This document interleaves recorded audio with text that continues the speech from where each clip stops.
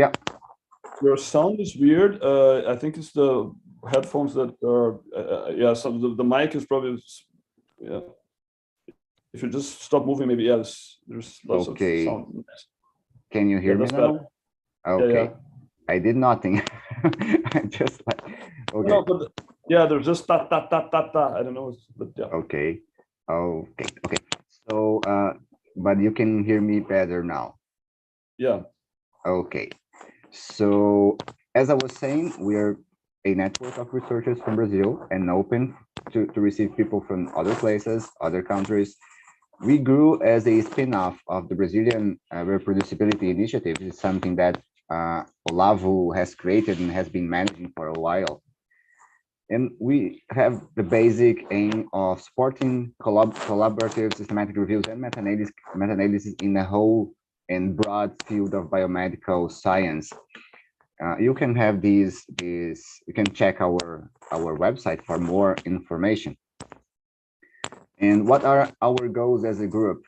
Basically, we want to become one of, or to be among those important stakeholders in the field of clinical systematic reviews, promoting systematic reviews of animal studies or not only animal studies, but on the whole basic biomedical field.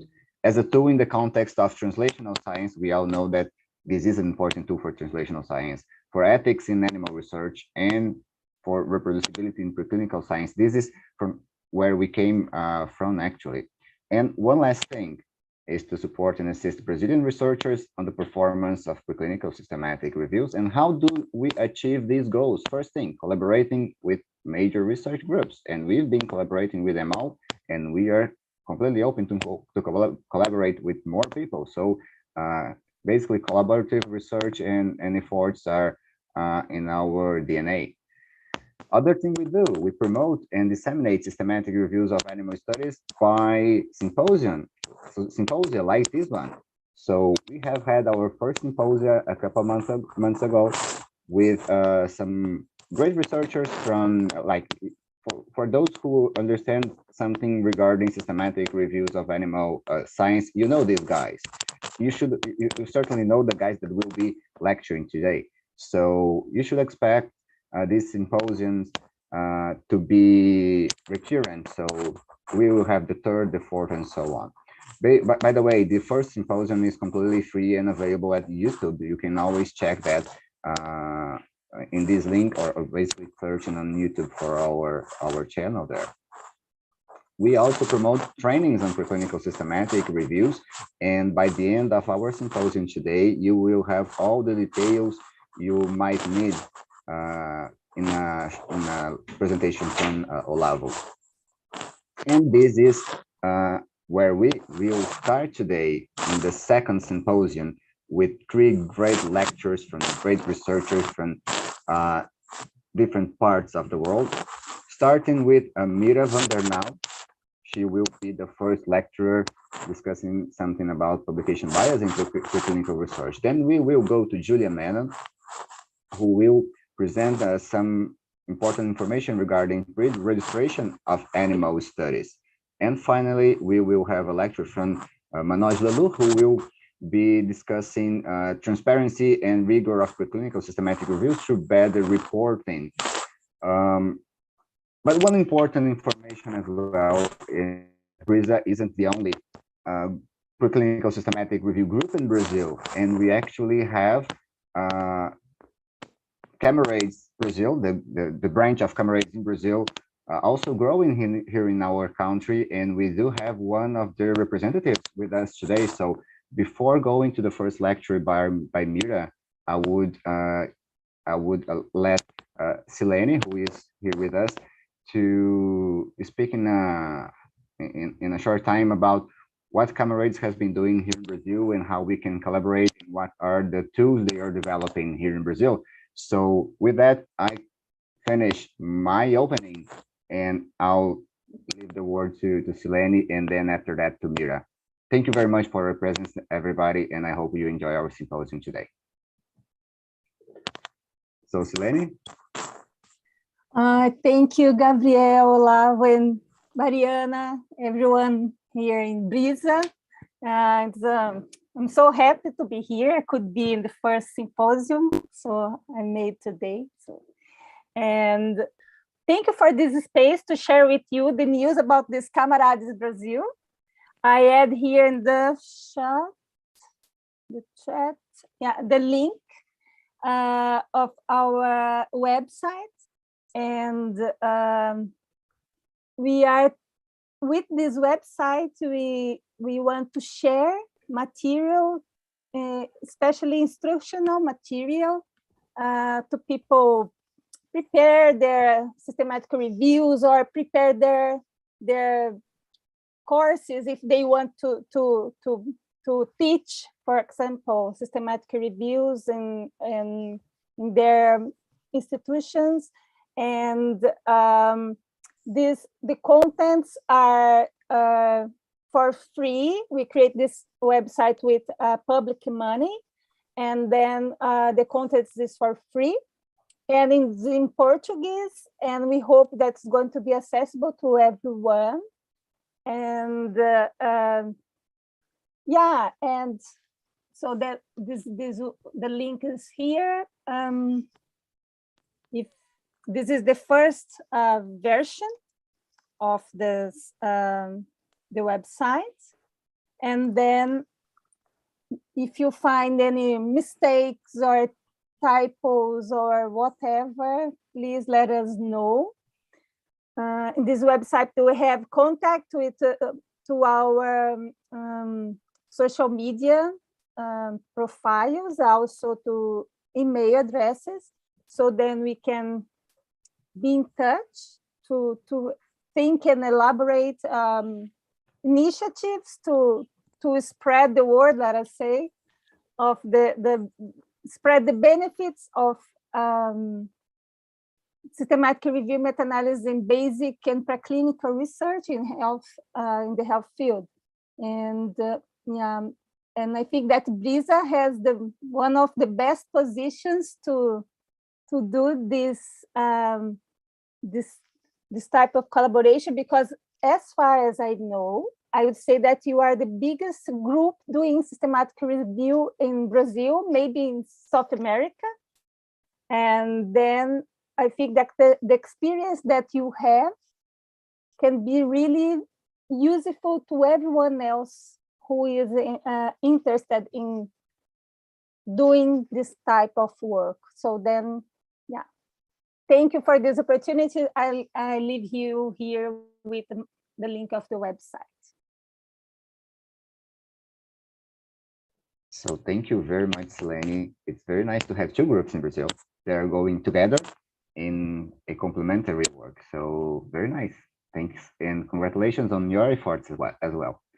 So I guess we can now switch to our first presentation. And I'm very, very glad to bring Dr. Mira van der Naald here with us today. So Mira, I guess you can now share your screen, and well, so the mic is all yours. Thanks for coming. Yes, well, thank you very much for inviting me. I'm honored to be here, and it sounds very good, the developments that you're making. Can everybody hear me and see my screen? Yeah. Yeah, okay. So what I want to discuss is publication bias in preclinical research and other forms of biases, and what you can learn of preclinical meta-analysis, how you can use them aside from finding your efficacy, and what we've learned from it so far. So I'm still a PhD student. So I will defend my thesis in 3 months. I work as a clinician at the cardiology department in the University Medical Center Utrecht, and Julia will give the next talk about Preclinicaltrials.eu, which I'm one of the co-founders of. So if you're interested in any of these topics, please contact me, because I am very interested in it, and I would love to discuss anything about it. I'll share my email as the last slide. So first, in translational research, we try to develop new therapies from basic research. They often then go to animal studies, either non-vertebrate, small animal, large animal studies, and we often have a lot of drawbacks, but eventually we try to find new therapies for patients. But we're not doing this that well, because if you look at this point in the translational axis, so at first in man studies, We know that only 11% of these compounds tested in first-in-man studies eventually gets approval, which means that 90% of what we believe is effective and is often tested in animal studies is eventually not even approved in a clinical setting. This is partly explained by difficulties because it's different models. So maybe you cannot compare a mouse heart with a human heart. It's not, aside from different sizes, of course, it can work in a whole different manner. And in a petri dish, you don't have all the metabolisms that you have in a sick patient. You don't have any risk factors to take into account. But I also think that we perform suboptimal research in some points, and that we can improve that. So I want to discuss 3 forms of biases: the internal study validity, and then publication, focus more on publication bias and incomplete reporting of results. So first, the internal study validity. We all know that randomized controlled trials are the holy grail in research, and then systematic reviews and meta-analysis based on these randomized controlled trials are the best form of evidence that we have so far. But if you look at preclinical research, we often lack in randomization and blinding. So this is a systematic review that we performed in our study group in the field of cardiac regenerative therapy. And here again, besides from the efficacy outcome, we also looked at the quality of included studies. And here you can appreciate that only 60% of the included primary studies reported on randomization. Only 40% reported on blinded assessment of outcome, and only 10% reported on blinding of the operator. So this is true for many fields of research and not specific for cardiovascular research. Although this is a nice figure, I think, from Ramirez et al. It shows all publications in the American Heart Associated journals. So it's over 3,000 publications, including small and large animal studies, showing that blinding is only mentioned in less than 40% of the studies, randomization in less than 30% of the studies. And here this is interesting as well. Sample size estimation is only mentioned in less than 10% of the studies. And this matters. This is what Malcolm McLeod from Cambrades showed. This matters a lot because studies that don't randomize seem to overestimate the results quite much, actually. So this is a study where they showed all studies in a specific field that did randomize and that didn't randomize. And here you can see that the studies that didn't randomize really tend to overestimate the true effect size. And the same holds true for blinding the conduct of the experiment and the assessment of the outcome. And randomization in animal studies can be a bit more tricky than in clinical trials, because of course all mice that you use will be genetically identical.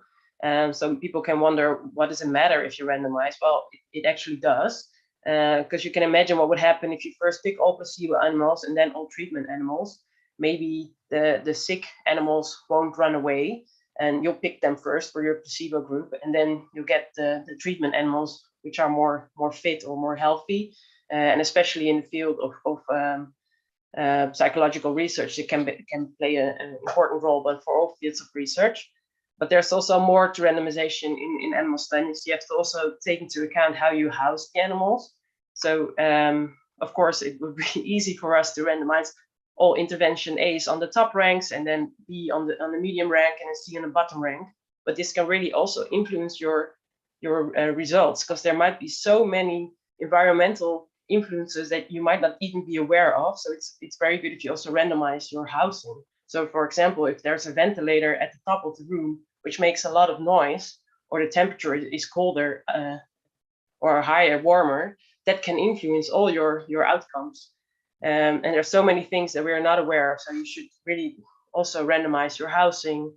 The timing of the day can be of influence, the tiredness of the experimenter, and also the learning curve of the experimenter can be of influence, and the sensitivity of the assay. So it's randomization in animals is more than the picking of animals, but also housing and performing your study. And then publication bias and selective outcome reporting. So quickly, clinical trials This is data from about 10 years ago, so it could be a bit different now, because there's a lot of initiatives that try to really focus on publishing of clinical trials data. But 10 years ago, we know that only 50% registered clinical trials is published. And we know that studies that are positive or have significant results are more likely to be published. So this is what's called publication bias. So that will influence your interpretation of the available study. So this is a study again performed by Camarades, by Emily Senna and Malcolm McLeod, that showed indirectly the amount of publication bias in animal studies. I'm not sure if everybody knows how to interpret the funnel plot, so I'll walk you through it. But what they did is they did a systematic review and meta-analysis in the field of stroke, and they did a funnel plot to see if there's data missing. So here, every black dot is one individual study, and as you would expect, the more precise studies, which is the y-axis, are more closely to the truth, and then less precise studies differ from it, but they should differ more equally positive and negative. So you would expect a symmetrical funnel plot. And what they did here is they calculated the missing studies, which are the red dots, and you can see that especially the smaller studies, which are often the less precise studies, are often the smaller studies, with a negative result are missing. So this is what we expect from publication bias, that studies, negative studies, smaller studies aren't published, and this is what they showed in their study. And what they also did is that they calculated the effect size based on only the published results, which is the black dot, and also calculated the corrected results based on including these missing studies. And you can see that the effect size really drops if you include all these calculated missing studies. So what we did a few years ago is that we did a study to directly trace animal study protocols to find the publication rate in animal studies. So this was kind of difficult in the beginning because protocols aren't publicly available. So what we had to do is that we got approval from our institution, UMC Utrecht, to get all these applications, to look at them, and then we needed approval from at least one of the researchers on the protocol to use the protocol. So we got 67 applications that we could use with all details to look at how many of these were eventually published. And note that there's a big difference between the 104 applications that we got access to and the 67 applications that were eligible, but only 9 we had to exclude because there was no consent from research to use them. Most of them were not performed, or were performed in a training or educational manner, so it couldn't be used for our study. And in these 67 applications, they used about 5,500 animals in total. So what we did then is we extracted all authors from these, or researchers from these applications, and did a search in PubMed and Embase, which gave us a huge amount of publications, over 10,000. And then me and Stephen Wenker looked at which publications could likely be based on these applications. So are they animal research? Were they performed in or by our institutions, etc., etc. And then we tried to find if these publications were related to the applications that we had access to. And we found that looking at full text and abstracts, that about 60% of the applications was eventually published. And we also looked if there's a difference between small animal studies and large animal studies. And in this case, there was basically no difference. So 59% of the small animal studies was published and 62% of the large animal studies was published.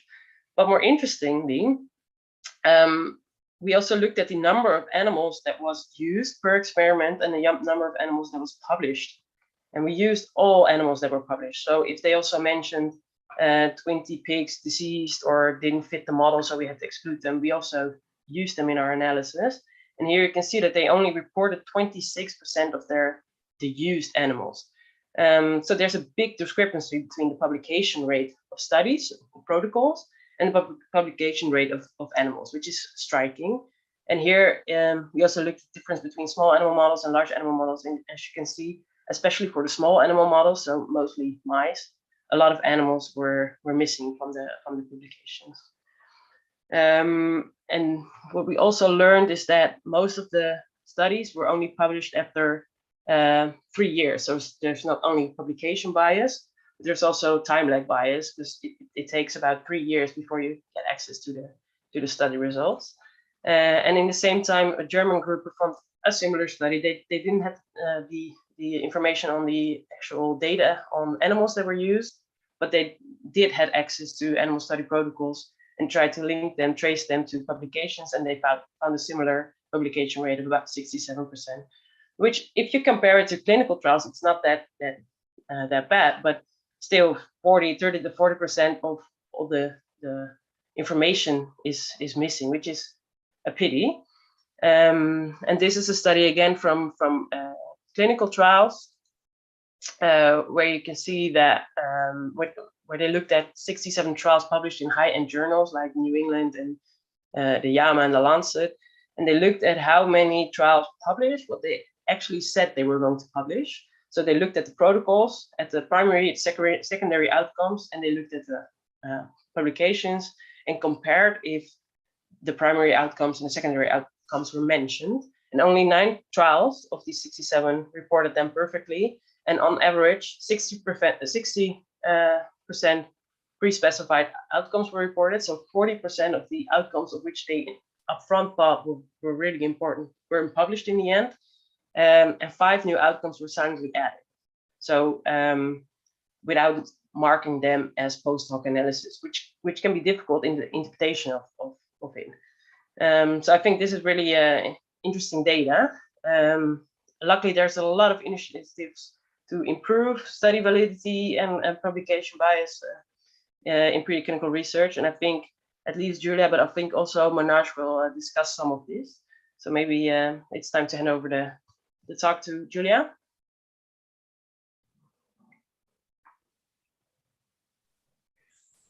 Yes, thank you, Mira. If you're done, then I will take over, but I need to first share my screen. Yes. Can you please confirm that you can hear me and see this full screen? Yeah, perfect. Yeah, we do. Okay, amazing. Well, thank you for this smooth transition. Before we start, I would also like to thank all BRISA members for inviting me. It's really an honor to be here today. And I hope my talk will be interesting to all of you. So I would like to, or maybe I should quickly introduce myself.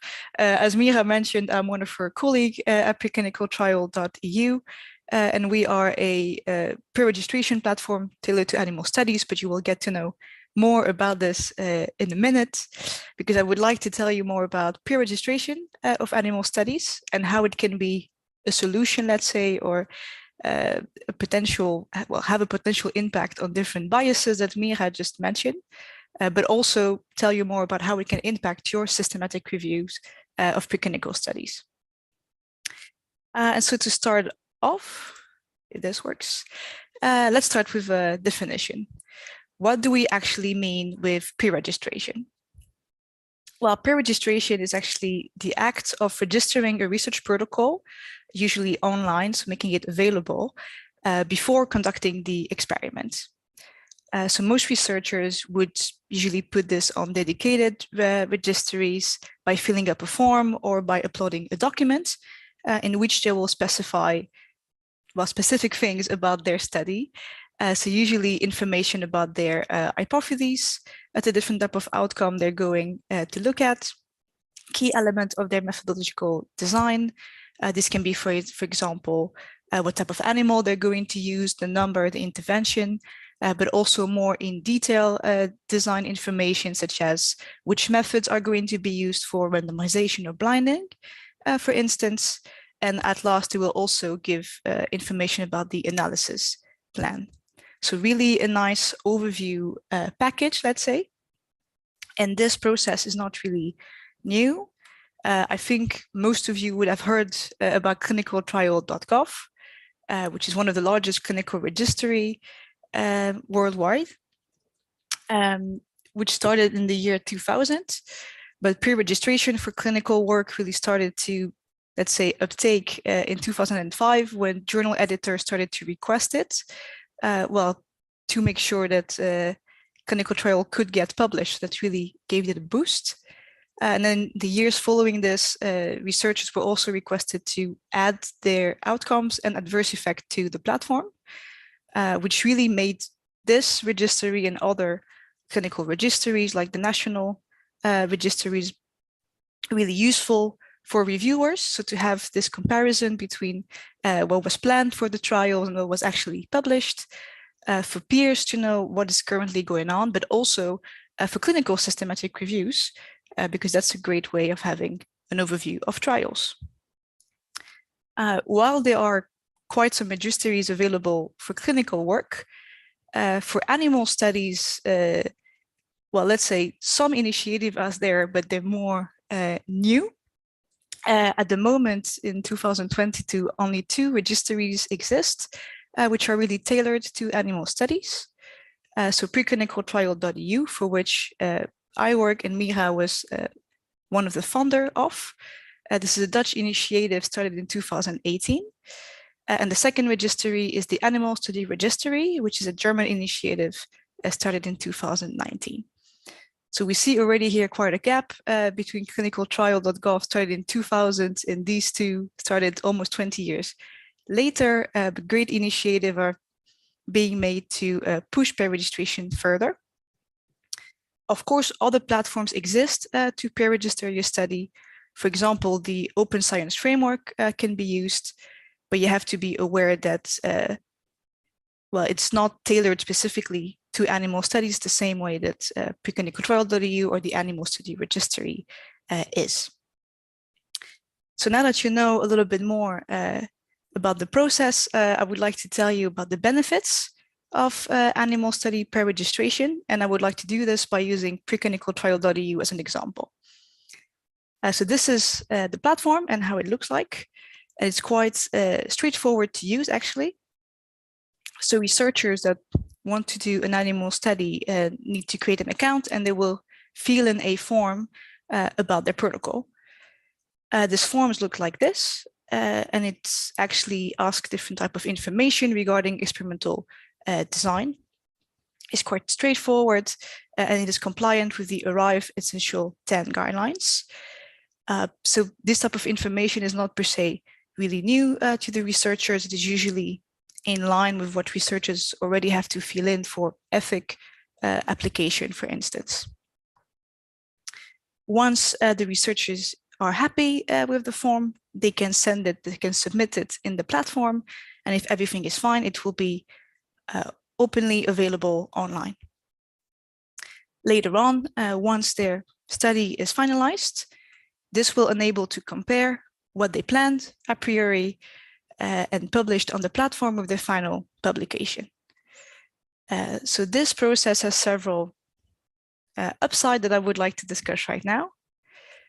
So first of all, pre-registration increases transparency. Of course, normally, as Mira mentioned in our study, these type of protocols are hardly ever available.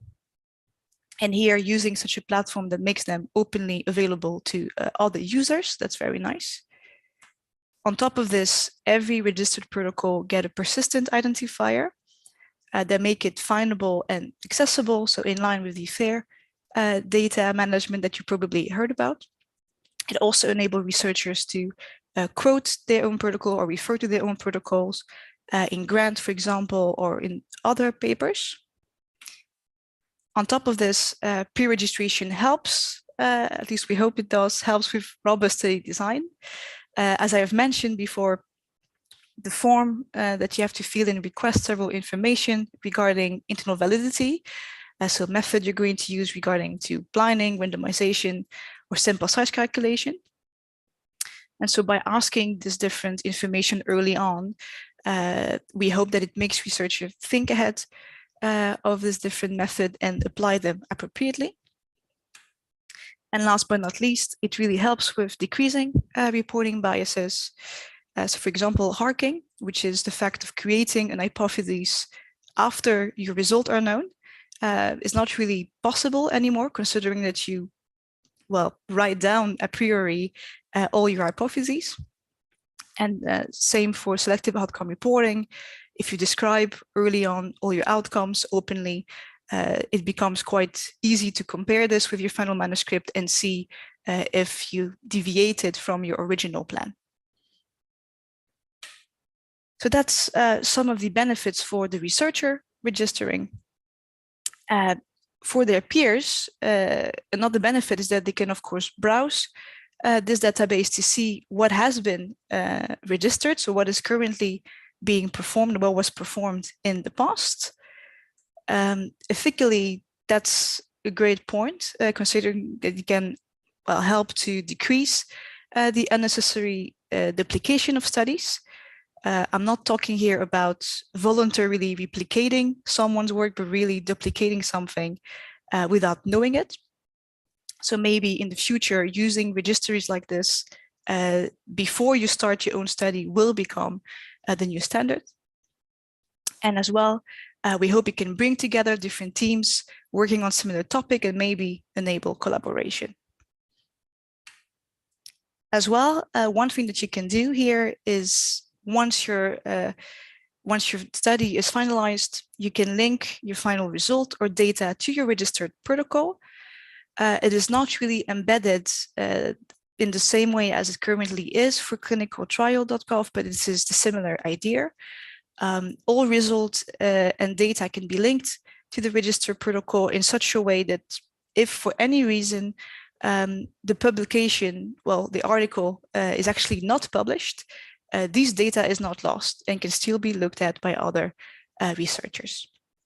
So hopefully this will also help to decrease publication bias, which is quite problematic, as Mira described previously.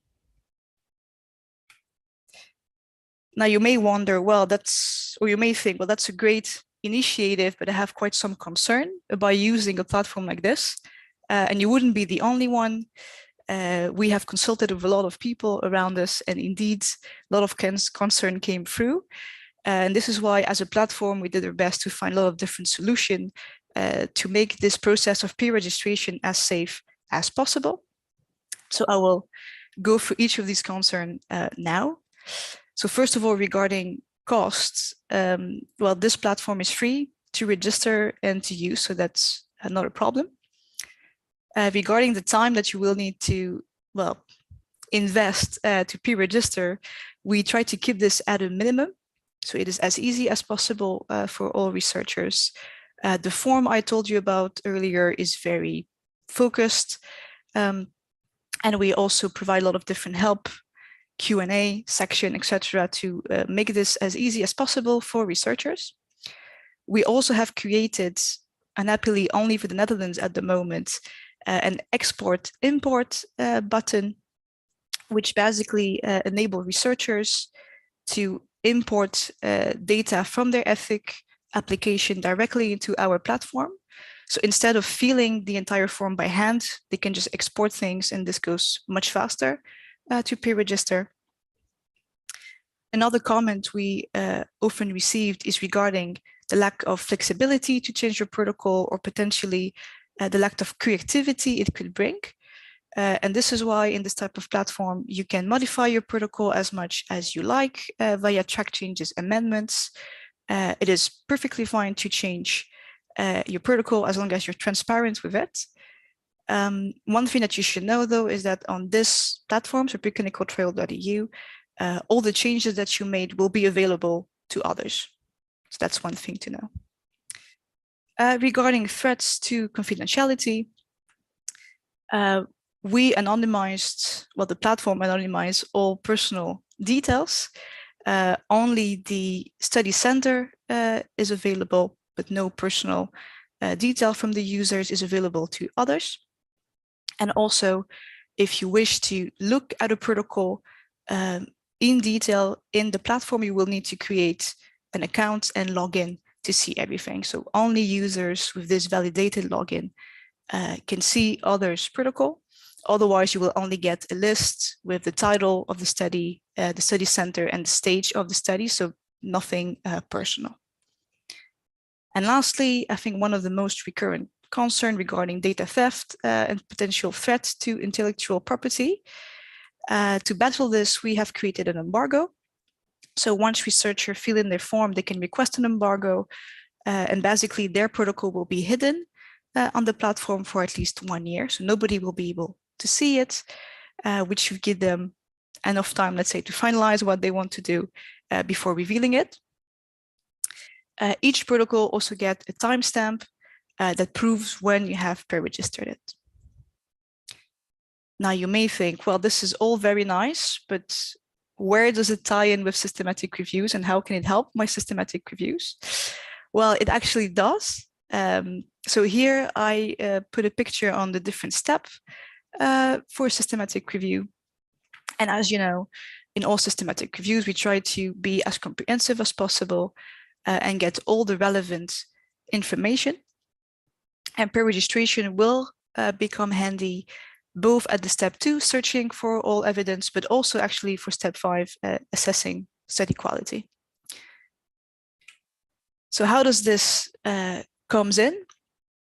Well, of course, when doing a systematic review, most of us systematic reviewers will be searching, doing comprehensive searches in databases like PubMed or Embase, for instance, which means we are looking at studies that are already published. Considerably that a lot of studies are not published, of course, we can't have this in our set, even though you have methods to reduce this bias, for example, by looking at grey literature or by searching some registries. This is still present. You will have to do with the studies that are available and their own quality. And as Mira also mentioned, well, the quality of reporting is pretty poor in animal studies. So both their availability and their quality is going to have an impact on your final result, your meta-analysis or data analysis, in such a way that it may skew the overview. So how can pre-registration have an impact on all of this? I like this example regarding selective outcome reporting.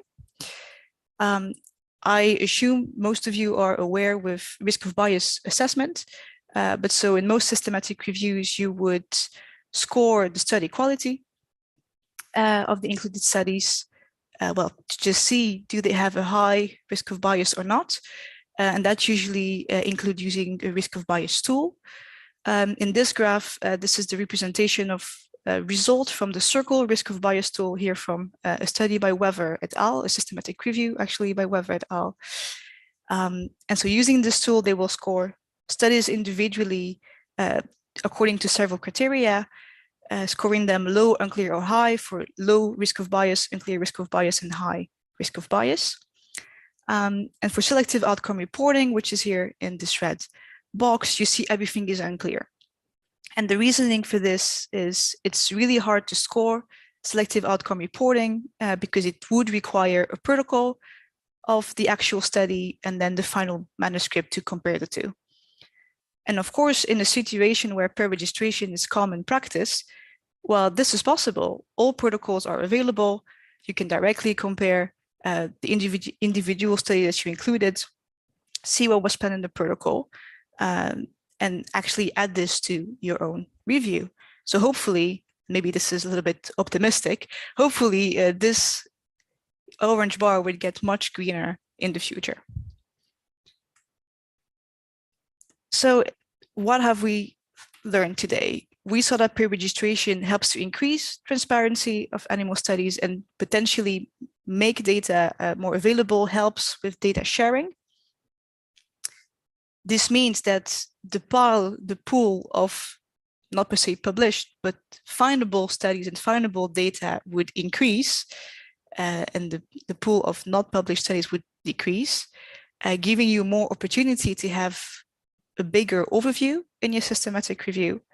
But also, and we hope it works that way, but by enabling this comparison, we hope as well that researchers would improve their reporting be more transparent about their reporting, which means that the quality assessment will increase, and as well that will impact the final results of your systematic review. Having maybe an overview which is less skewed and more trustworthiness on the actual results that we have. Even though at the moment, of course, you can still do publication bias plot and sensitivity analysis to fish this out, but that would be great if the whole reporting was higher in general. And that's actually all for me. So thank you so much for your time and for your attention.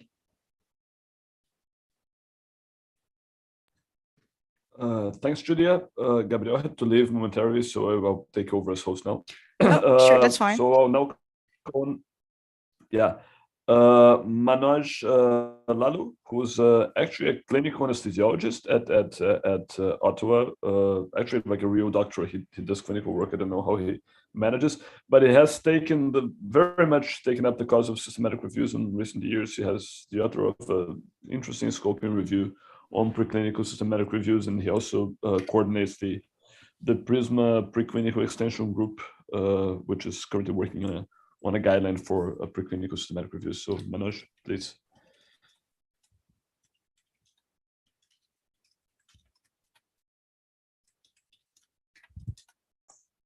Great. Can you hear me, Olavo?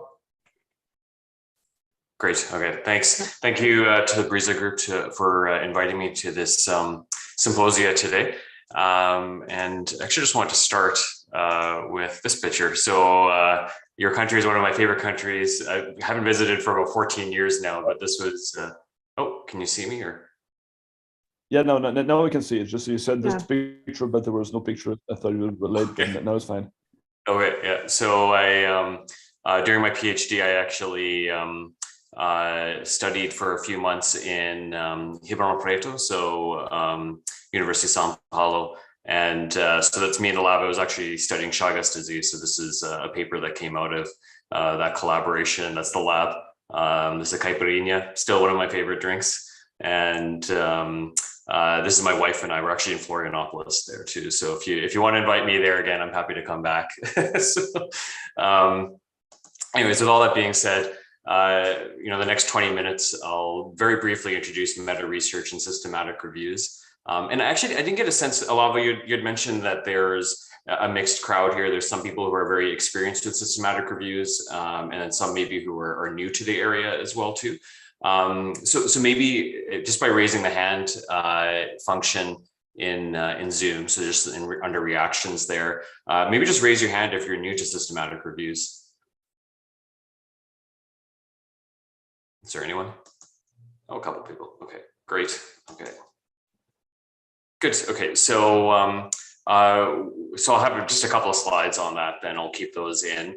And then I'll briefly talk about current reporting of preclinical systematic reviews. In the introduction, you actually saw a slide from one of our studies where we looked at this, and I'll provide a few more details around that. And as Olavo mentioned, I will be talking very briefly about a reporting tool for preclinical systematic reviews that we are developing. And then finally, just have a couple of slides on new directions that you might want to consider that we're doing right now. And I'm sure there's other exciting areas that you're venturing into that I'd love to hear about. So in terms of meta research, what is it? It's research on research. It's the science of science. And there's lots of different reasons why we should be doing meta research, and systematic reviews are, of course, a type of meta research. One is this exponential growth in our scientific evidence base. This is just a graph from the European Journal of Respirology, where they just looked at the words lung and respirology research in PubMed, and you can see that there is a steady rise and then now this sort of exponential growth.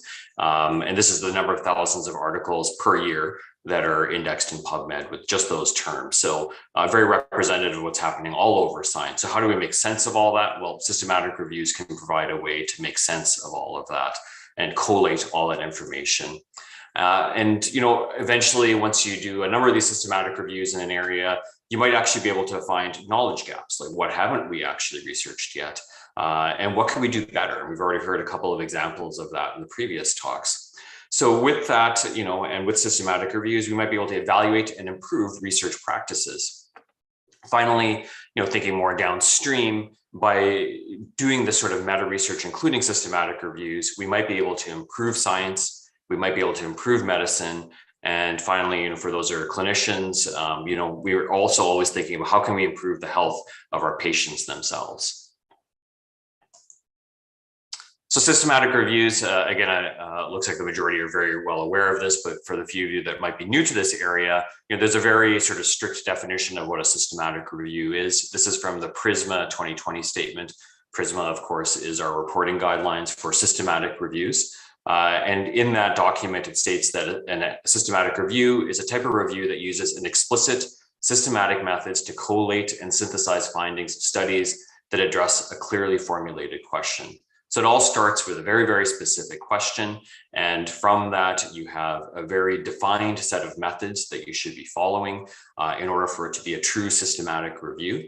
And then from that, hopefully you can synthesize that. And this is a great little diagram from the Cochrane Reviews organization. And for those who, I'm sure most of you are familiar with Cochrane Reviews, but it's basically an organization, international, that produces very high quality clinical systematic reviews.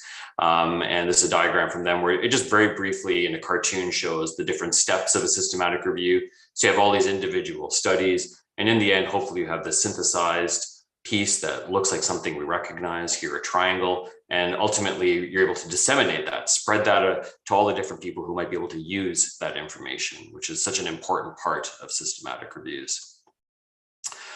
Just for the purposes of my presentation, I know people define preclinical in lots of different ways, but just to simplify it, and the way we tend to look at it in my group is specifically looking at in vivo animal experiments that we do in the lab. And I, of course, like many of you, am also a basic scientist. I work with animal models for my PhD, and I still have a lab. It forms a smaller part of my research program, but I still have a lab and we still do animal work as well.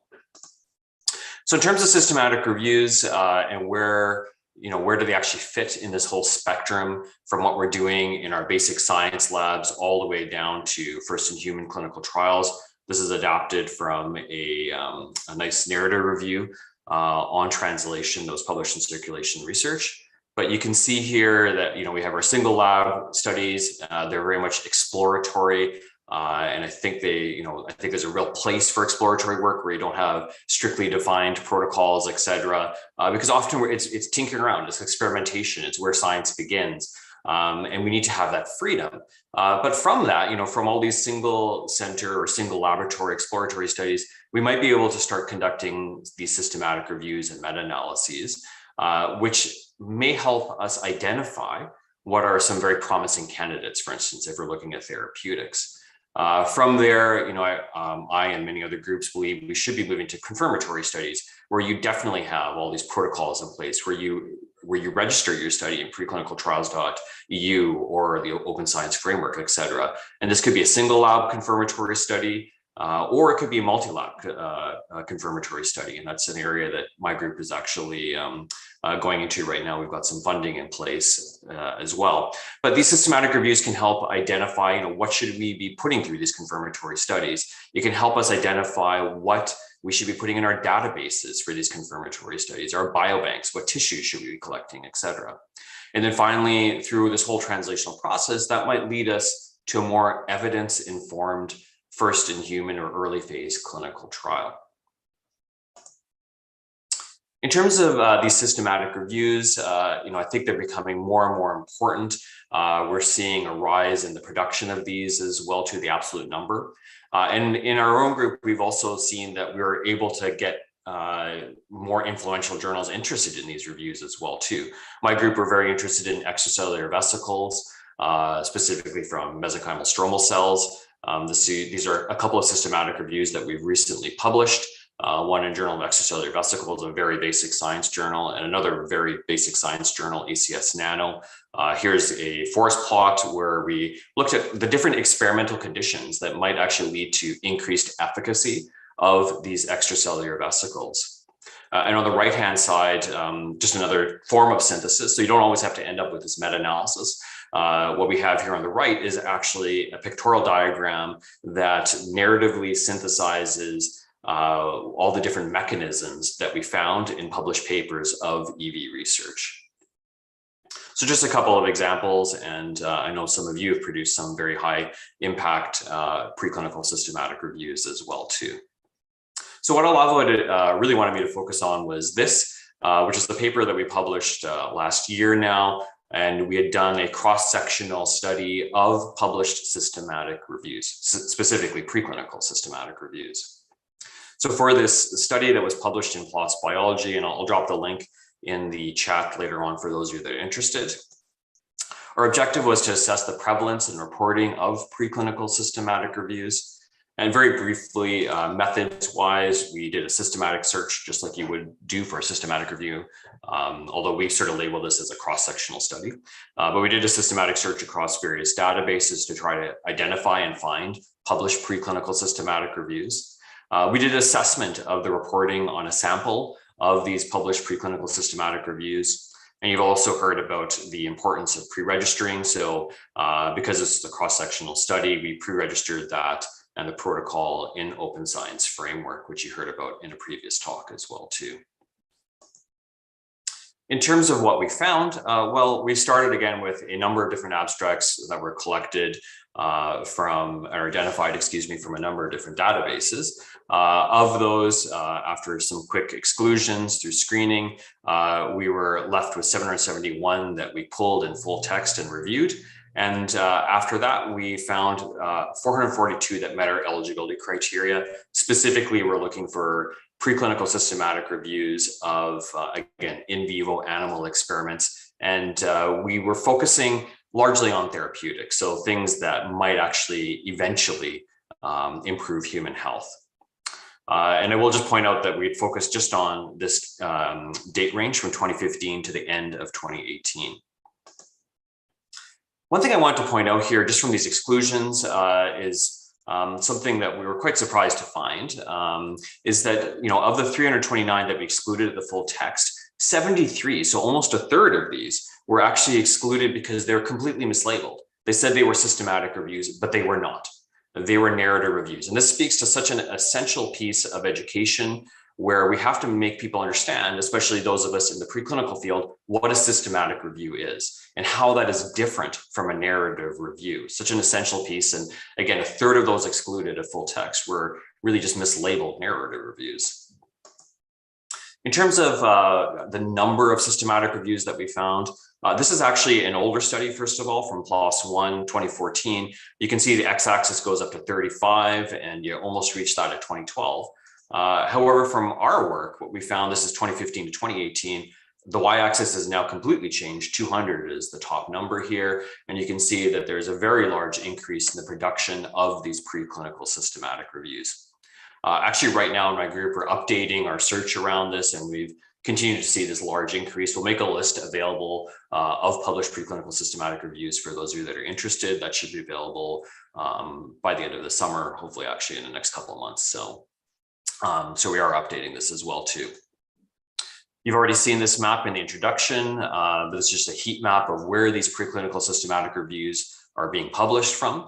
And you can see here that 59, the majority, or not the majority, but the largest proportion, I should say, are coming from the United States. But here, look at Brazil, very large production of systematic reviews as well too. So 52, which is great. In terms of the animal models that are being studied, not surprisingly, the majority of these are in rodent models, mice and rats. So specifically what we most commonly use in the lab. So not surprising at all. But you can see that there is this smattering of other animal species that are being used in these preclinical systematic reviews as well. So in terms of takeaway from this reporting assessment, and again, I should just mention, we didn't actually look at all 442. We took a 25% random sample of those 442, and we assessed those in detail, duplicate reviewers, extracting information, just on how well or how completely these systematic reviews are being reported. What we found was the introduction was the most completely reported section. There were 3 items from the introduction that we specifically looked at, and 2/3 of the reviews that we found actually reported on all 3 of these items. That's great. However, and disappointingly, the reporting was lowest in the methods section. And that was followed by the results section. So for instance, only 20% reported an a priori protocol. And I'll just mention right now that if you're doing a preclinical systematic review, you can register that in Prospero. I think you've already heard all about Prospero in a previous symposium. And less than half the reviews reported a risk of bias assessment. You saw some examples of risk of bias assessments in previous talks. However, again, less than half of these systematic reviews are using this very well-established methodology in the reporting of their own reviews. Overall, what we saw in this paper is that reporting has actually improved in some areas since that previous assessment in 2014 that I pointed to. However, there's very inconsistent reporting across manuscript sections though. So what's the solution to that? Well, in the clinical world, the solution really has been guidelines. And there's been multiple guidelines developed. You can see a whole list of them here for different types of clinical studies. So randomized control trials, observational studies, etc. And I'll actually just point to the fact that this is all from the Equator Network. If you're not familiar with that, that is basically the preeminent clearinghouse for high quality reporting guidelines. They're actually doing a whole audit of every single reporting guideline that's actually there right now. So you'll see by the fall, I hope, a very, very clean version of only the most high quality reporting guidelines in there. And within the Equator Network, you can see the PRISMA, which I've already referred to and others have referred to as the reporting guideline for systematic reviews. And the reason we know these are very important in the clinical world is that once these were published, there was a marked and significant improvement in the quality and the completeness of reporting across different study types. So again, this is the PRISMA statement. It was first published in 2009, updated more recently in 2020. It's published in the VMJ. I was fortunately part of the process to produce these. Again, they're largely clinically focused. This is just a snapshot of the different items that are there. However, in our world of preclinical systematic reviews, I'd say there's a need for an extension because there's a number of unique issues that arise in our preclinical systematic reviews that are far more prominent and perhaps totally unique to the preclinical world versus the clinical studies world. So for instance, reporting, there's a variety of methods and species used to induce the disease. It's not just humans with stroke. We have rats, mice with 5 or 6 or 10 different models of hemorrhagic stroke that are being used. Extra types of validities. So for instance, we have to consider how well an animal model mimics the human condition. And then finally, we have very complex studies usually where these papers, the preclinical studies themselves, have multiple experiments, each with multiple arms as well too. So we have to think of ways to actually, how to handle these different issues within a preclinical systematic review. So we're building this extension right now. I just want to point out that you're well represented here with Olavo being part of our core group. And lots of different folks here from across the world who are involved in this effort. And we're actually going through a Delphi exercise. We're going to determine consensus on items that are essential to report in our preclinical systematic reviews. We finished round 1 a couple of months ago now. We're going to hopefully go into round 2 by the end of the summer. The round 1 is just our core group, but we're actually inviting a much larger group. So if you have published 2 or more preclinical systematic reviews in the last 5 years, we're going to try to identify you, and we're going to send you a version of the survey to find out what you think. And if you are a person who meets that criteria, a corresponding author who's published more than 2 systematic reviews, or if you're the lead author for one of those, then please reach out to me, and I can certainly include you in the larger round 2 Delphi that we'll be sending out. And that'll be followed up by a few other meetings here as well too. So in summary here, let me see how many more. I got 3 minutes left. So I was going to show a couple of slides here, but yeah, a couple of things here I want to point out is that preclinical systematic reviews are an important and growing area. Obviously, there are many that are being published from your country. Reporting, there's obviously lots of room for improvement. And finally, we are developing this extension for preclinical systematic reviews that will hopefully downstream improve reporting as it has in the clinical world, and also act as an educational resource. So I just want to point out very briefly two other things that we're venturing into. So one is network meta-analysis. So typically we have these pairwise meta-analyses of A versus B, which has been tested, and A versus C, which has been tested. However, B versus C has not been tested and has never been looked at in the lab. But we can look at that indirectly through something called network meta-analysis. There's only been a very few published so far. And I'll drop this in the chat again for those who are interested. We published a protocol. Hopefully this will be wrapped up in the next couple of months. But very sort of emerging area in preclinical systematic reviews. And then finally, another sort of thing that we're doing, and we just started this actually in the last week, is integrated knowledge translation. So this is actually a general term where we say we're going to bring the end users of our research as partners in the research process. So in a very extreme form of that, where we're, again, just venturing into right now, is that we've actually created a patient panel of people who have survived a stroke or caregivers of people who have survived a stroke. And we're bringing them on to help inform a preclinical systematic review. So what we're doing in that study is actually allowing them to decide the topic of the preclinical systematic review. We're going to see how involved they can be in the whole process as well too. So basically trying to bring those who will use this research right to the very beginning here and say, hey, what are you interested in, and what can we study that you're interested in? So that's it. These are just 3 resources that we point out to everyone. I think most of you are probably familiar with these. I'll again drop these in the chat. Very sort of essential reading if you're new to preclinical systematic reviews.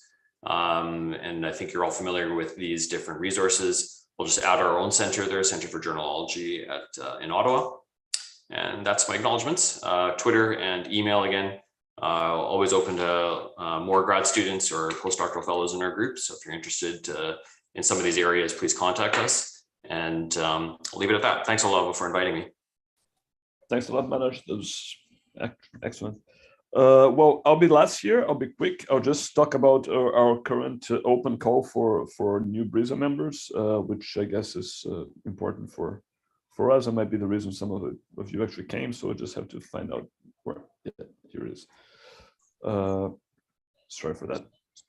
I have a lot of Zoom bars over mobile. Yeah, there you go. That's good. Can you see my slides? It's okay. It's okay. So Gabriel already kind of mentioned what we did with BRISA, but basically we're a spin-off from the Brazilian Reproducibility Initiative, which is a separate project, which is a big replication project. We got stuck by the pandemic in 2020. Most people who had a lab were closed down without a lot to do. So in one of our general meetings, we just decided, well, let's do somebody mentioned, yeah, we could be doing some systematic reviews. Sounded like a good initiative. We had some people with some experience. I was one of them. We called out some other people, and we actually brought together around, I guess, 25 people from the initiative to form an initial group to try to learn a little bit about systematic reviews and try to develop some projects. I mean, we had a very, very brief training process. Gabriel and Alana Panzerhagen were very instrumental in this, like giving out a few initial online classes just to get everybody a little bit on the same page. And then we actually had an interesting process in which we actually collectively chose projects to work on and incorporated people with like different degrees of experience in them. And that actually led most people to learn about systematic reviews by being thrown into the trenches and starting out in projects. Of course, like somebody actually coordinating them with some more experience, but it was actually a very rich experience for us. We're left with around 20 people in the team, in the group. We're currently working on 3 projects, which all of them have taken much longer than expected to finish, which is, I guess, human. But we're getting close. At least the one I'm involved in is I think we have like 90% of the data collected. So we should have something to publish, I guess, still this year. The other 2 are a bit behind, but we're racing against each other.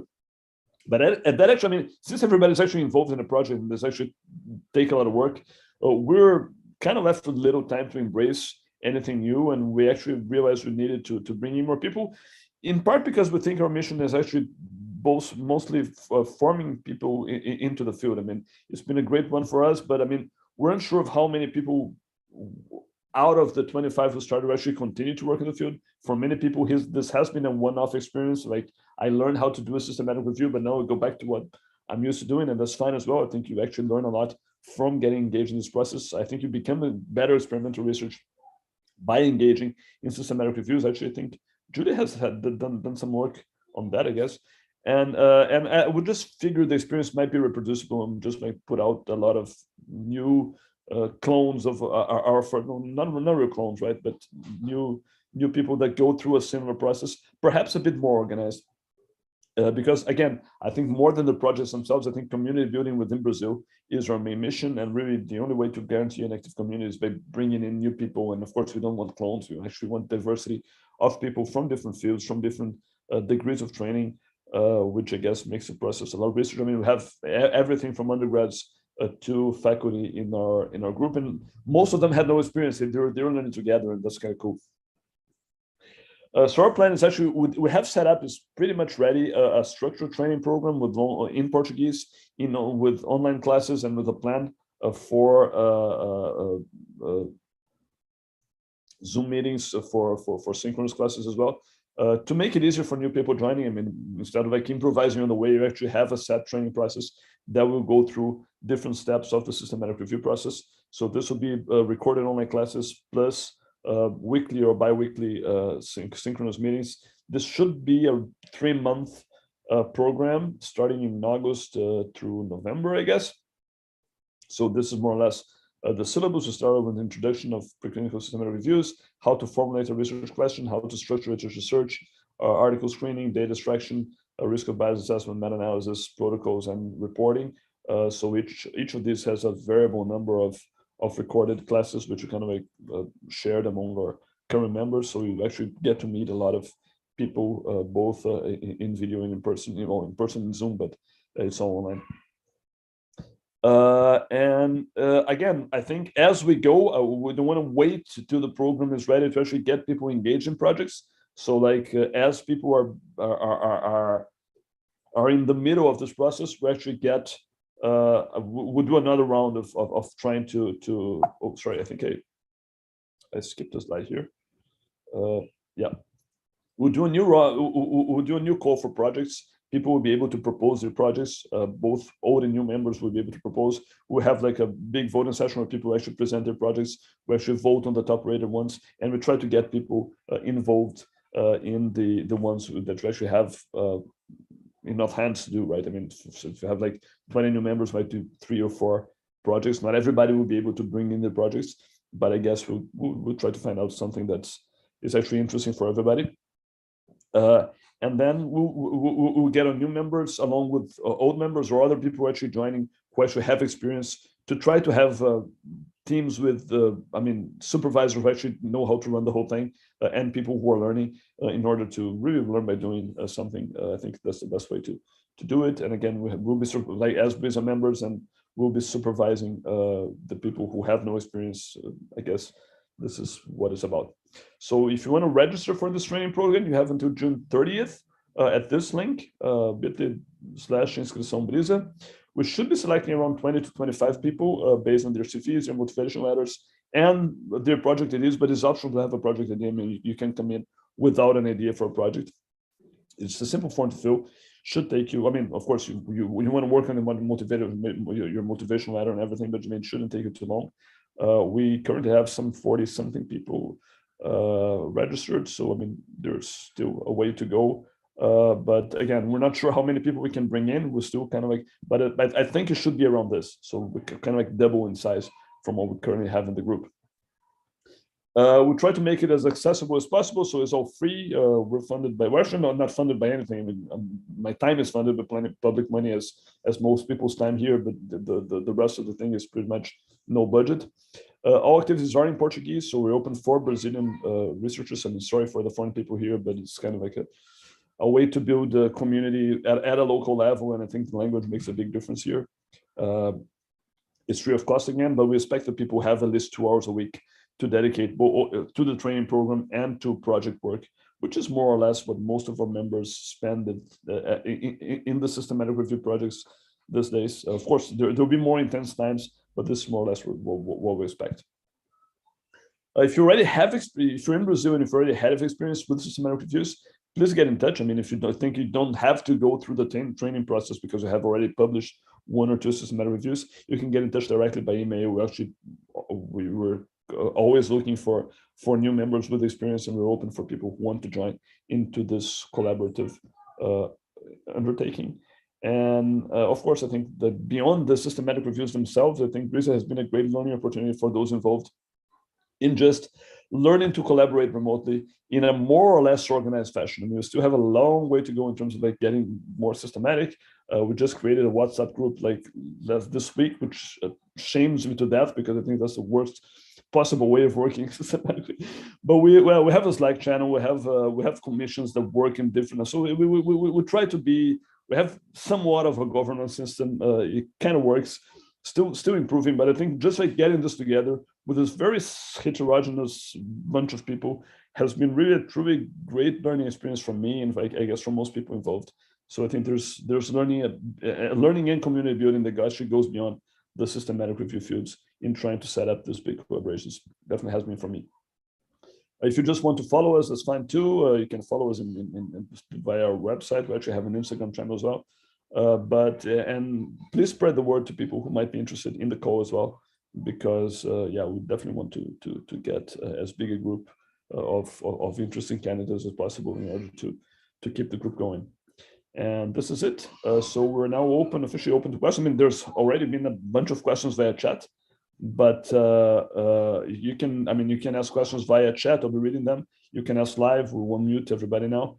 And we can, you can also ask in Portuguese if you have a question in Portuguese. I can translate to the audience. Então, gente, se vocês tiverem alguma questão em português, vocês podem falar em português e, enfim, a gente traduz para os nossos membros. Acho que a gente tenta, we first try to like convey the questions to the speakers here about the talks, and then we can, if there's time left, we can also chat about the call and everything, and that can be in Portuguese if they all leave. So yeah, we're open. So please raise your hand or just unmute yourself or send via chat.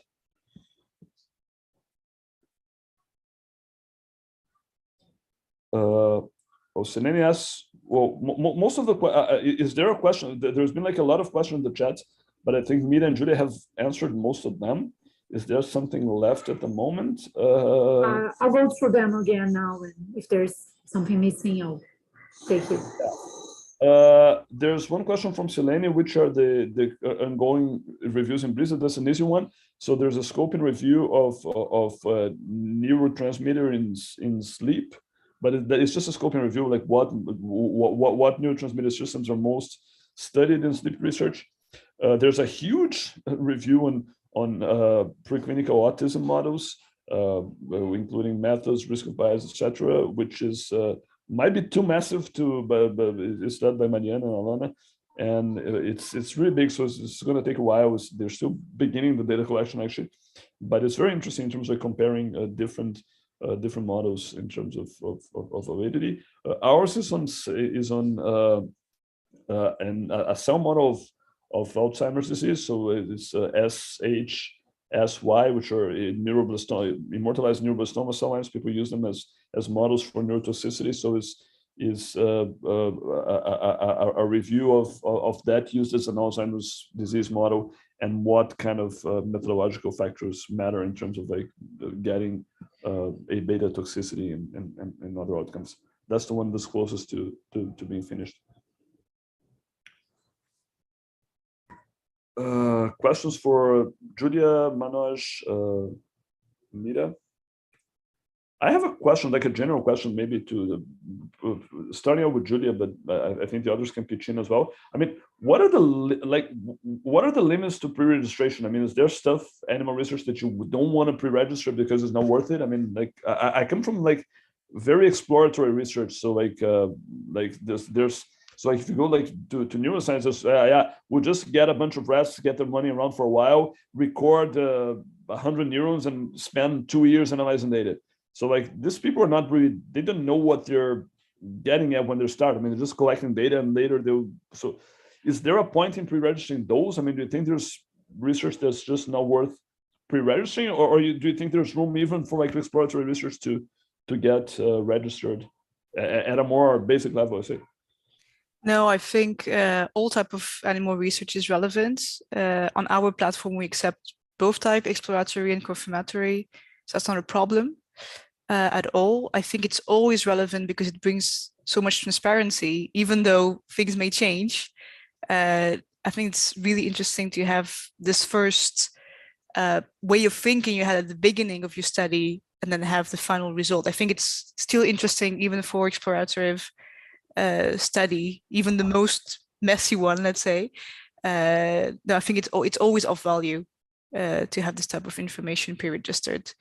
One thing I could not mention, or at least it slipped from my mind in my presentation is, of course, we, let's say, promote or we encourage pre-registration, so to register before the start of your study, but we also accept protocol regardless of the stage of the study. So if it's ongoing, if it's interrupted, that's very interesting for us. If it's published, completed, we take all of this. Because of course, for example, if a study is interrupted, you may think, well, there's no point in having this data, but that's actually very valuable. Then it's available somewhere in the platform stating, okay, it failed because of A, B, C. And then the other researchers, hopefully they can have access to this info, won't reproduce that. So that's maybe a little bit far-fetched from your question, but I remembered I didn't say this earlier. So no, I think it's always useful to pre-register actually. But well, it's quite a big cultural shift to do and to put into place. So that's also why it's taking so much time. Okay, so Antonio has a question. Yes. Antonio Cardoso, are you there? Yes. Okay. Eu tenho uma perguntinha. Você poderia traduzir, que meu inglês não é tão perfeito. Posso. Olha só, eu trabalho com radiação ionizante, raio-x, raios gama, e estou tentando fazer uma revisão sistemática com a meta-análise de estudos pré-clínicos que utilizam essa intervenção. Eu encontro muitos estudos, contudo, eu não encontro um modelo para avaliar a qualidade do estudo, para que eu possa inserir dentro no meu banco de dados. Eu não sei se eu consegui.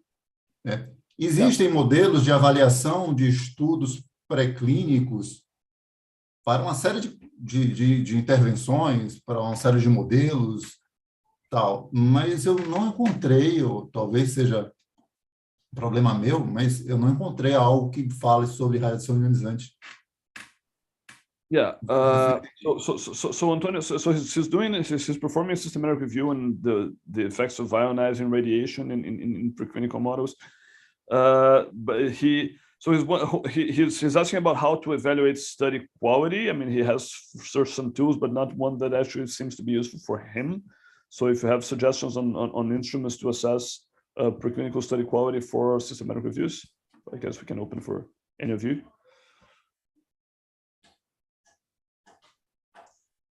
Yeah, I guess it really depends on the type of study design is included study has.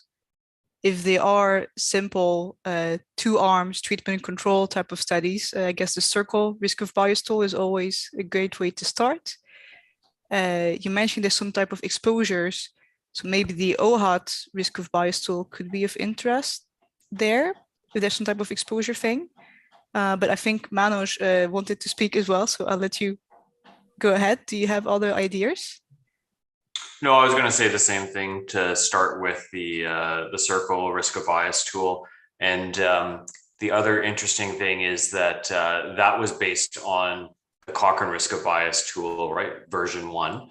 Now there's a new risk of bias tool. It's version 2 that's used clinically. And we don't have a version of that preclinically yet. But what's very interesting in that version 2 tool is it recognizes that not all studies or what you're looking at, would have or should, really, or could address all these different types of bias. So it's much more modifiable. So I think that, you know, if what you're studying does not fit the circular risk of bias tool, you just simply need to modify that and justify it as well too, right? So I think that that's another approach that we've taken as well. Yeah, and that's definitely valid as long as you explain why you modified something from the tool. If we stay in the pre-registration mode on your Prospero record, so on your pre-registration for your systematic review, specify this, that will be perfect. That's, at least that's my advice. Good. Yeah. Yeah, I also subscribe to the advice, like use something as a starting point. I mean, it's very hard to, I mean, you can develop your own, I mean, but it's, I think it's good to start out with a guideline, use what's useful, add what you think I mean, we have some experience with that. I think it's just the best way to go, but it's very, very handy to start out with something. So Okay. More questions? I have a question for Julia. I would like to know if you have done something talking to ethic committees for use of animals or with some journals to try to, I don't know, encourage them to ask for registration, something like that? Yes, but at the moment, mostly locally, I have to say, so mostly in the Netherlands where we are based. And at the moment, so we have 8 animal welfare body in the countries, and we have a sort of pilot, let's say, so promotion, encouragement from 4 of them in 4 different university medical institutes. And this seems to be helping and starting slowly to take off, but that needs quite some time. For journals, we did not, at least when I started to work there, I don't think we did not directly address editors right away, but that's something we would like to actually investigate and see what are the barriers and facilitators that would help this implementation for the journals. That's something we really want to look at, but we're thinking about how to actually design this and research this in practice. I think that would be a really good idea to also reach out to them, and for me that would be the best way, let's say, to implement this. When we see with the example of clinicaltrial.gov, how the boost from medical journal editors helped for pre-registration there, I have the hope it will be the same for preclinical pre-registration, but that's history to be written. Well, we did contact some journal editors along the way, but we mostly indeed, what Julia said, focused on researchers and animal welfare bodies, and also because most editors that we did speak were a bit hesitant still, so we need to still convince them coming years. Thank you very much. More questions? I don't see anything in the chat. Mira, if I can repeat a question that we kind of like spoken chat already, but like, on your data and publication bias, I mean, what's your feeling? I mean, are animals going missing because, I mean, just like it's isolated animals from experiments, like I used 515 animals and I only reported 10. Is that whole experience missing? Is that whole project's missing? Because I mean, I guess those are kind of like different phenomena, right? And yeah, I mean, I have my own impressions, but I wonder if you can actually systematically assess that. Yeah, very interesting question. We don't know because it's not specified. We actually performed a postdoc survey among the researchers, asking them if they published all their data, and most of them said they did. So they're not aware of 70% of the animals missing in their publication.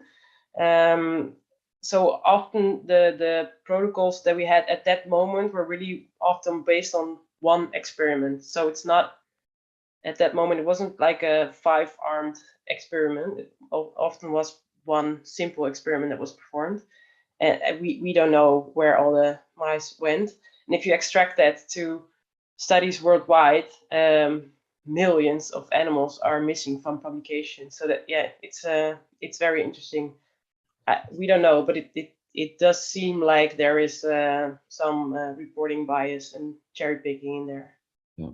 I mean, there's stuff that actually does go wrong, right? I mean, sometimes you just do the experiment. Yeah, I tried to detect this, and like, no, well, my antibody didn't work, and like, all this went to nothing because the experiment is not informative. And I guess on those you might, I mean, maybe you should report that happened or something. But I mean, there's essentially no information to be gained, which is very different from like, I did this, it's a negative result, but it kind of like doesn't interest me, so I'll do it again, and then I get a more positive one, and then I don't publish the first one, which is really like yeah, of course it's a different, but I think also if you need like 90% of your animals to establish your model or your experiment, it could also be valuable experiment information for someone else. So if I want to repeat your experiment, and after the first 2 goings I failed to repeat it because I have the same problems as you have. So therefore, yeah, sharing all those information in my eyes is very important to continue in the field. Okay, so in the chat we have a few questions about the call itself. So people have asked whether we'll consider the region of people who are applying. I mean, we haven't really discussed the criteria to select people in the group officially, so I can give you an official answer. I definitely think we want regional diversity. I think is one big part of these groups, but we don't really have an answer for that. And if students from any health area, yes. But again, like the group is dedicated to preclinical, basic science, basic biomedical science, systematic reviews. I mean, there's enough groups doing clinical ones, so I mean that's not our focus. I mean, but you can work with anything. I mean, it's just you will eventually get involved in a review that is actually basic science / preclinical.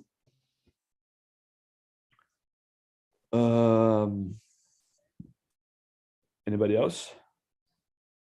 I did have one question from Manoj as well. So like, I really like your idea of like the confirmatory studies should come after meta-analysis. But I don't think, I'm not sure that everybody subscribes to that view in terms of like people tend to see as they see like in the clinic, like, okay, no, yeah, a meta-analysis kind of like what will inform a guideline. I do share, well, I'm not sure if that's your view. I mean, that came from another paper, but I wanted to hear your words on that. And if that is the case, I mean, if you actually want to confirm whatever comes out of a meta-analysis in a confirmatory study, can we afford to be like maybe a little less systematic or a little less exhaustive or a little less, yeah, just like work with samples? I mean, just like to do like, if meta-analysis is a screening thing before an experiment, can we afford to like do it quicker in some sense? Yeah, I know those are 2 really good questions. So the first one I think is a bit easier to answer. And you know, my view on this is informed by how we do clinical randomized control trials, and we apply for money for those.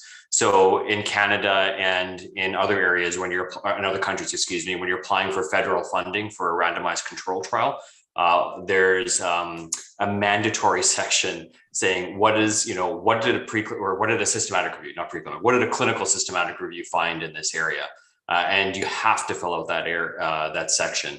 So you simply can't even apply for funding to run a randomized control trial in the clinical world, at least in Canada and in some other places, without having done that systematic review.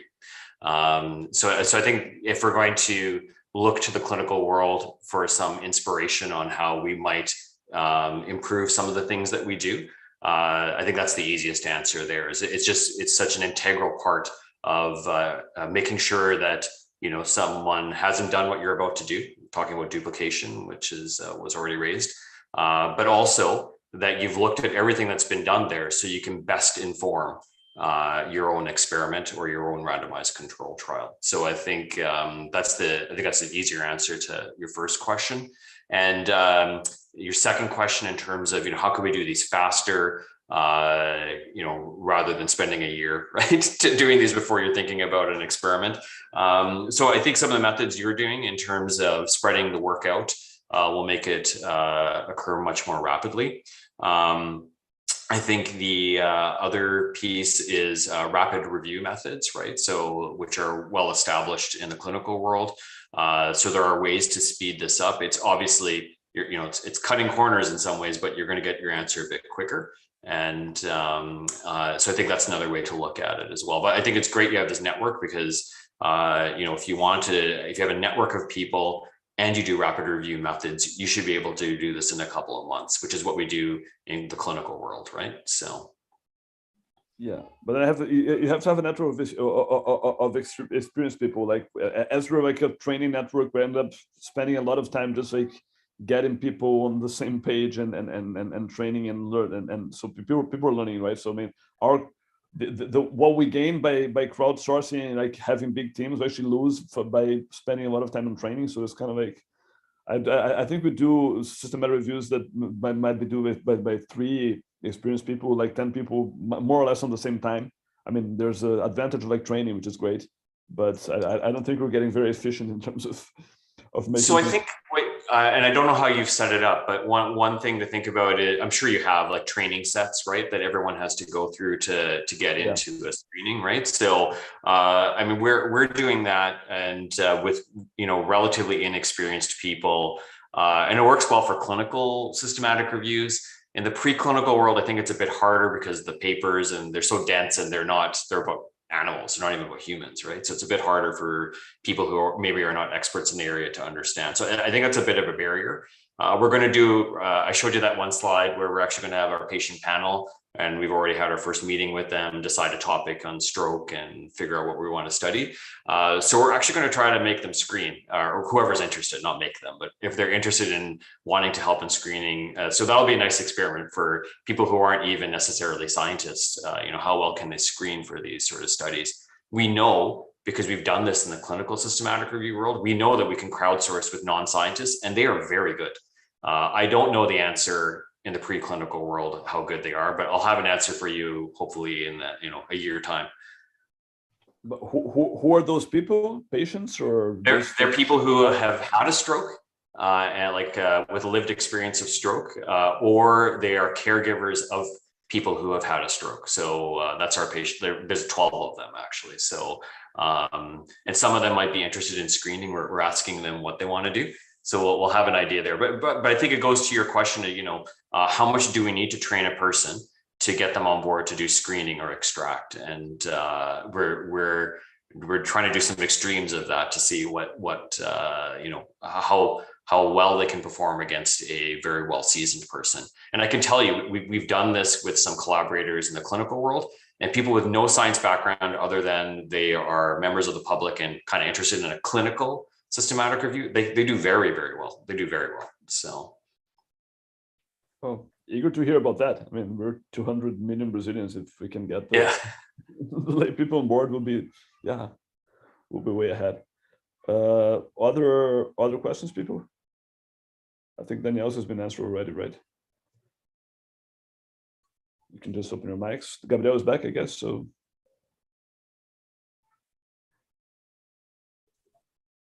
Sorry, people, I missed Manoj's lecture, but be sure I'll be there reaching YouTube back to get updated. Yeah. If not, I'll have a final question to Mira, perhaps. Like, how easy was it to get information from the ethics review boards? Because I mean, I think that's a great source of knowledge. Really, I mean, it's actually at least until like pre-registration really takes off.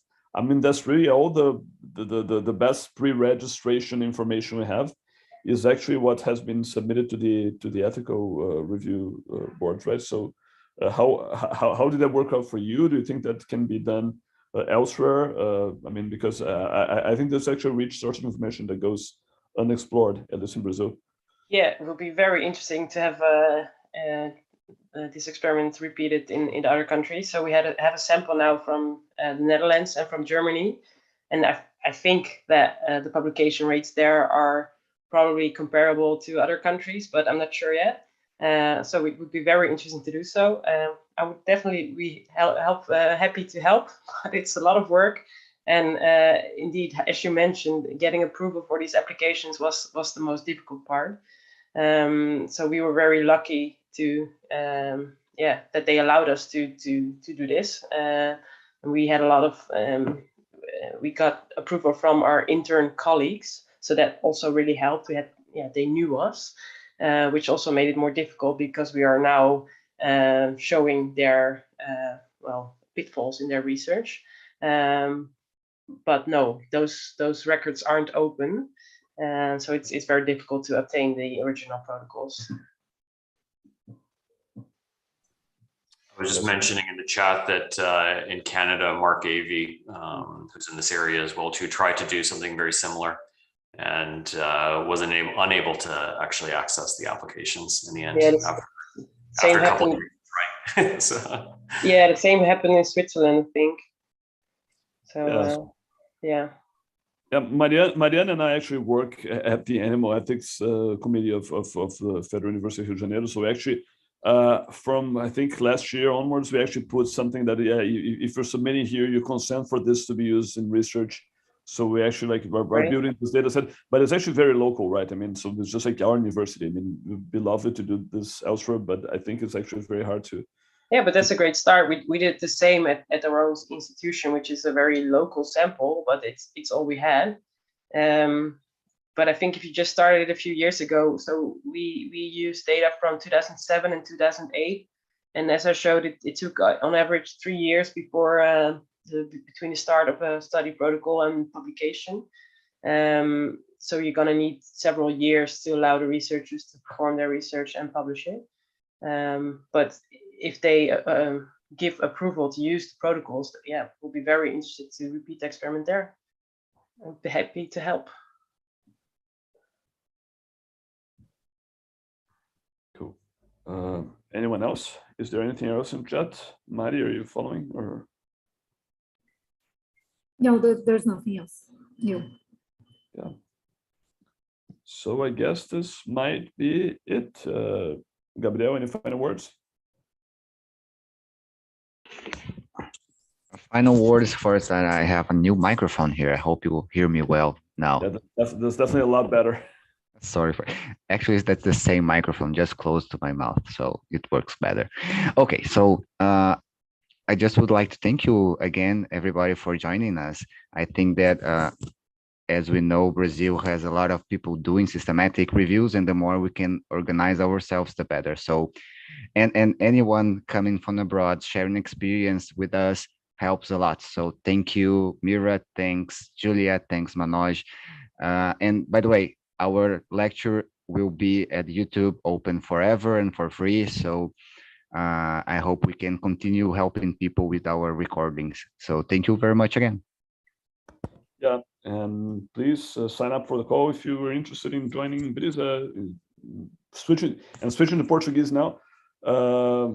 Enfim, se você quiser entrar na chamada do BRISA, por favor, entre em contato com a gente ou se inscreva diretamente aqui em bit.ly/inscrição BRISA. I would like again to thank all our international speakers here. We're very pleased to have you. I hope we can do this again at some point in the future, maybe 1 a year or twice a year.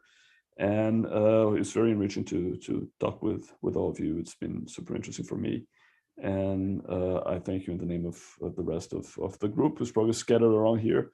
And well, thanks a lot. If anybody else has questions on the call and wants to talk in Portuguese, we'll be here for another 5 or 10 minutes and we can chat among the Brazilian crowd. But thank you very much, Mira and Manoj and Julia for being here. Thank you. Thank you all. Thanks Yes. very much. Thank you for having us. Yes. Hope to meet again and collaborate in the future. Yeah, definitely. I mean, we're around. We're easy to find. Yeah, indeed. All right, then. Tá. Have a nice day. Bye. Bye. Gente, se alguém tiver uma pergunta em português aí, tal, quiserem trocar de língua, estamos aí. Se não, aguardamos vocês aí, tal, no nosso programa de treinamento. Se alguém tiver interesse, já tiver experiência tendo publicado alguma revisão sistemática, entre em contato diretamente também. Assim, a gente super precisa de gente com experiência para já convidei a Silene algumas vezes. É isso que eu ia falar, Silene, se você se animar. Gente do céu, nós vamos trocar as figurinhas assim, porque não dou conta. Já falei para o Olavo, sou louca para fazer parte, mas eu não dou conta das nossas. Então eu fico pensando como é que a gente podia fazer que, sabe, de alguma maneira, a gente pudesse colocar tudo na mesma. traga suas para o grupo aí, sabe? Tipo, a gente vai ter braços aí e tal, sabe? Tipo assim, acho que Exato, então. gente Teria com que boas bolar ideias. Nós estamos fazendo 5 grandes, bem grandes. E temos, vamos dizer assim, dificuldade de, né? Estamos fazendo em pedacinhos, assim, fazendo uma amostra de 200 artigos de cada vez. A gente não vai conseguir fazer 5, eu acho, aí, tá? Mas, assim, traga um. Se tiver alguma que tá, sei lá, pô, eu tenho essa ideia que eu quero tocar e não consigo seguir adiante e tal. Sabe, boas ideias, isso aí, claro, vai entrar pro bom, deixa eu votar nelas. Mas, assim, na prática, o que a gente fez aí e tal, do que a gente está desenvolvendo agora, uma foi o Gabriel que trouxe, foi a Alana que trouxe, também tinha alguma experiência. Então, assim, na verdade, das 3, 2 foram propostas pela galera que tinha mais experiência. A outra, que é a nossa ali de céus ali e tal, essa aí veio da base, digamos assim. Mas, enfim, aí é uma decisão coletiva. A minha esperança é que a gente possa congregar mais gente, né? Reunir mais gente e para conseguir mais gente com formação. Por isso que eu estou feliz que vocês vão fazer esse curso também. A gente tem 40 e poucos inscritos já, então é bastante gente. Quanto tempo? Olavo, eu tenho uma pergunta, mas eu não estou achando aqui a mãozinha para levantar, eu não gosto muito do... eu estou ouvindo aí o pedido de socorro da Silene, né? E eu queria entender um pouco mais sobre esse treinamento, porque, assim, eu leio várias revisões sistemáticas, né? Apesar, eu sou uma pessoa que... Eu me inscrevi, inclusive, eu sou meio fora da caixinha, eu gosto de estudar várias coisas, então a minha formação acadêmica é bem variada, eu sou formada em educação física, mas fiz mestrado em bioengenharia, fiz doutorado em ciências fisiológicas e um pós-doutorado em física, né, com fotobiomodulação. Então, eu não gosto de ficar muito parada, eu gosto sempre de estudar, então, eu atualmente faço pesquisa como pesquisadora associada através de projetos de empresa, né, então, principalmente na USP, no Instituto de Física aqui da USP, no grupo de ótica, e aí eu queria aprender, na verdade, assim, eu conheço as revisões, mas eu não sei fazer as revisões, apesar de escrever artigos científicos, de estudos experimentais, estudos clínicos e tudo mais, mas, basicamente, eu tenho muita facilidade em ler. Eu não sei se é isso que também você estava falando, Silene, que você tem tanto trabalho para ler, para analisar, e talvez, não sei se é isso que o treinamento vai oferecer para a gente, essa ferramenta para a gente poder construir a ideia do treinamento é formar você em fazer uma sistemática, né? Em fazer a bolsa de literatura, fazer sessões de dados, analisar, enfim, até a parte de meta-análise. O programa vai ficar aberto para quem queira passar pelo programa e não entrar para o BRISA também, assim, tal. Então, assim, o programa deve ficar aberto para quem quiser passar por ele, mas, assim, a ideia de quem entre para o grupo ali e tal é que você passe pelo programa, aí com aulas síncronas, quer dizer, claro, enfim, vai ficar aberto para as aulas em vídeo, né? Não vai ficar a gente 24 horas disponível para... Mas, assim, quem entrar para o grupo vai passar pelo treinamento enquanto entrar num projeto e, enfim, passar pelo treinamento e trabalhar em grupo em alguma coisa ao mesmo tempo ali, né? E a ideia desse sistema de treinamento. Acho que a ideia do diferencial é que, assim, o curso básico, as videoaulas e as aulas síncronas vão ter as etapas básicas de meta-análise voltada para meta-análise pré-clínica, mas acho que a nossa ideia do diferencial é justamente você poder entrar num grupo que tem alguém com um pouco mais de experiência encabeçando o projeto. As ideias de projeto vão vir também dos alunos, né? A ideia provavelmente é começar 3 mais dentro do que for o interesse da maioria, mas acho que o grande diferencial seria essa formação um pouco mais a longo prazo, né? Para além do curso, de poder ter uma prática em fazer um projeto, mas em um contexto com uma ideia de treinamento, né? Em um contexto de que os projetos vão estar se desenvolvendo, sabendo que parte das pessoas que estão ali como participantes estão começando. Então, acho que essa seria a ideia assim, de diferencial, além do curso básico que vai ficar disponível. Ótimo, é mais ou menos isso que eu tinha pensado mesmo, que eu acho que na minha concepção, a gente aprende fazendo, né? Então, o tempo todo realizando, o tempo todo trocando experiências e passando a sua experiência para outra, a sua percepção para outra, você consegue analisar melhor, né? E dois pares de olhos enxergam mais, sempre enxergam mais do que só um par, né? Então, eu acho que então eu tô do caminho certo, né, gente? Já me inscrevi. tempo eu tenho. Faço nada da meia-noite às 6. Mas, Marcela, minha reclamação era da quantidade, que você vai ver, assim, você vai aprender aí no curso, que eu acho que é a melhor forma mesmo de você entrar, né, com um grupo que está fazendo, é a melhor forma de aprender.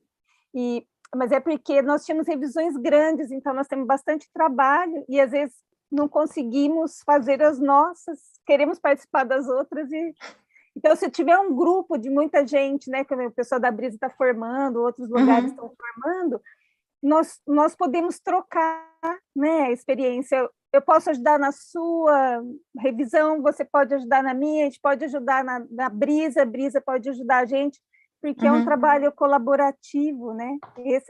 É por causa disso que eu estava assim... Eu entendo, a ciência no Brasil está bem complicada, né, gente? É uma coisa assim... Eu sou quando o professor... Eu não sei, eu esqueci o nome dele, falou de Ribeirão Preto, eu falei, nossa, tô aqui do lado, né, eu moro em São Carlos, que é bem na região central do estado de São Paulo, né, então, aqui nós temos 2 universidades públicas de grande porte, né, a USP e a UFSCar, então tem bastante pesquisa aqui, eu estudei nas 2, né, fiz pesquisa nas 2, ainda faço, ainda com colaboração, mas é que realmente eu não gosto de ficar muito parada no mesmo lugar, então eu gosto de estudar coisas diferentes, então por isso que eu falei, será que vai ter outras coisas de outras formações? Eu não me importo do que seja um assunto novo, eu gosto de aprender, né, agora, mais recentemente, desde que tem um paralelo com o que eu já sei, né, não posso também ir para uma área totalmente fora da minha casinha, né, eu tenho que ter uma base, então por isso que eu estou sempre querendo aprender, mas eu acho que vai ser legal. Olavo, quando vai sair as respostas da inscrição? Até o dia 30, né? Depois do dia 30 vai sair? Tá mutado. Acho que, em princípio, início de julho a gente deve discutir. Diria até, talvez, meio de julho. Acho que deve ter resposta já. Ótimo. Não tem problema, não, porque depois eu já deixo separado um período na agenda para quando sair a resposta. Provavelmente, assim, mas o início do curso vai ser 15 de agosto, e aí a previsão é até 20 de novembro. Seriam 3 meses, mais ou menos, do início do curso, né? Provavelmente, antes disso, a gente deve ter uma reunião com as pessoas selecionadas para, enfim, se apresentar, entender um pouco quem é cada um. Mas o início do curso seria meio de agosto. Até a pessoa falando aqui no chat, será que é a Uliana que eu conheço?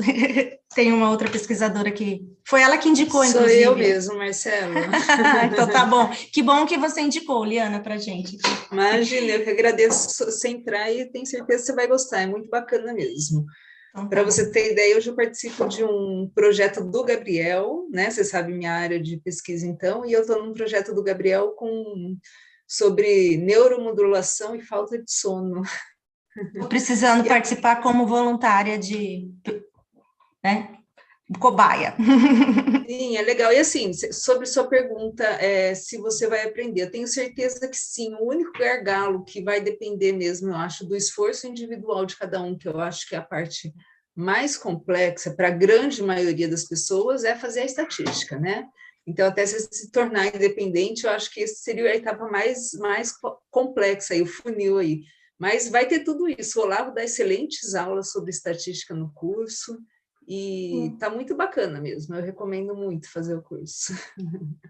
Eu já me inscrevi, Uliana. Obrigada pela indicação, obrigada pelas tiradas de dúvida. Tá bom, pessoal? Obrigada, Marcela. Beijo. Beijo.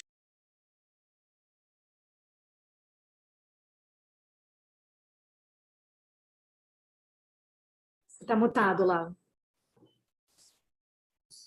Desculpa.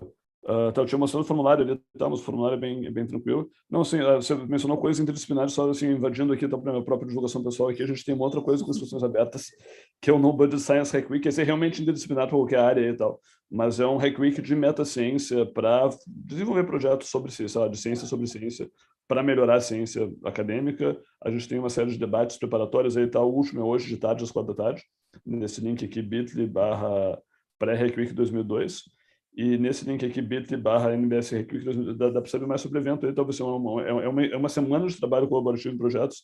A gente vai trazer 20 pessoas para o Rio de Janeiro, para, enfim, gerarem ideias de projetos de metaciência e, enfim, desenvolver alguma coisa e seguirem fazendo depois aí e tal. Então, se vocês querem dar uma olhada, eu vou mandar os links no chat aqui e tal. Mas, enfim, é uma oportunidade adicional. Isso está aberto até semana que vem, dia 15 de junho. E o Hack Week em si é 8 a 14 de agosto.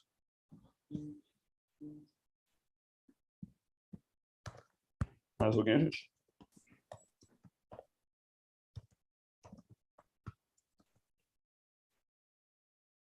Então, acho que é isso, né? Encerramos.